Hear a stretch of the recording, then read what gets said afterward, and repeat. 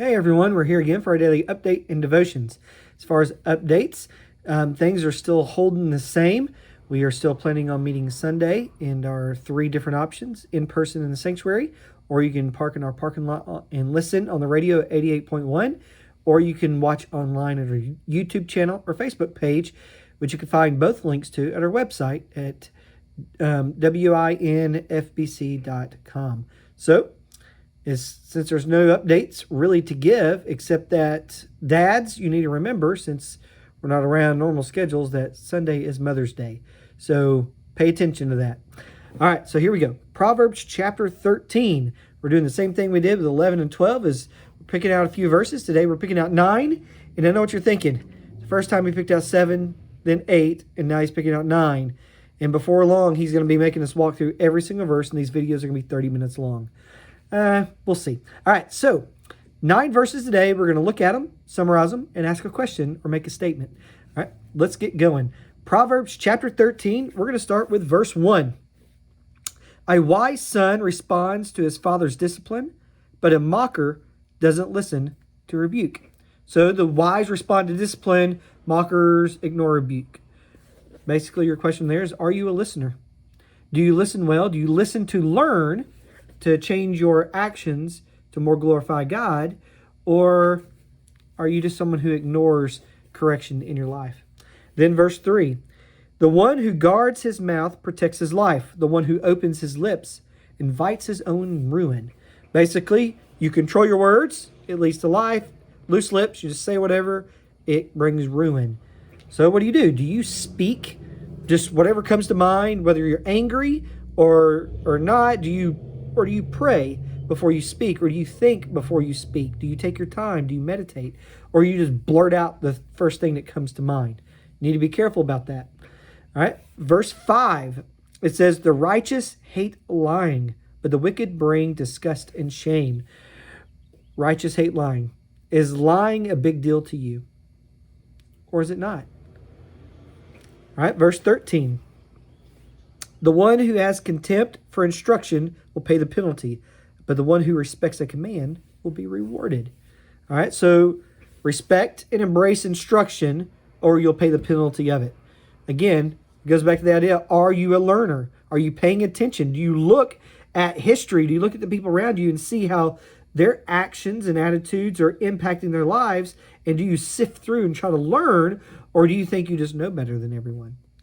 All right, then verse 6. Whoops, I skipped one, so we're going to go back to it. Verse 6 says, righteousness guards people of integrity, but wickedness undermines the sinner. Basically, the righteous guard others. They guard their purity, their integrity, their character, who they are. See, wickedness doesn't care about others. It doesn't care if it destroys your reputation or takes away your purity or anything like that, because they are selfish. So, do you honor others with your words and your actions? Do others become more righteous because of being with you? If they're not, if you're bringing people down, if you're stripping people of their purity, of their honor, of their character, of their word, you are the problem. Now let's go to verse 16. It says, every sensible person acts knowledgeably, but a fool displays his stupidity. All right, what we're saying here is your actions will tell the story. You are wise or you're a fool. I mean, your actions just reveal that. So what you got to remember is your actions are revealing what's in your heart.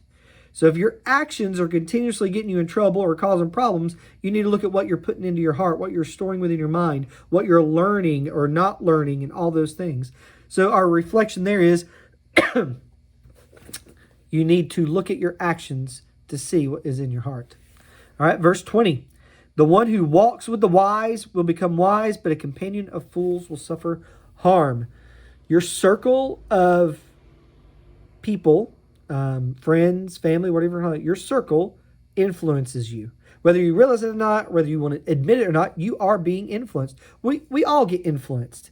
All right, but to some degree or another, it's just like when commercials pop on TV. You weren't hungry, but now you are. We're easily influenced, whether you want to admit it or not. So you're not above being manipulated. You need to remember that. You're not above being manipulated. You need encouragement. You need to surround yourself with people who will lift you up. That's important because your circle will influence you. All right, verse 24, it says, the one who will not use the rod hates his son, but the one who loves him disciplines him diligently.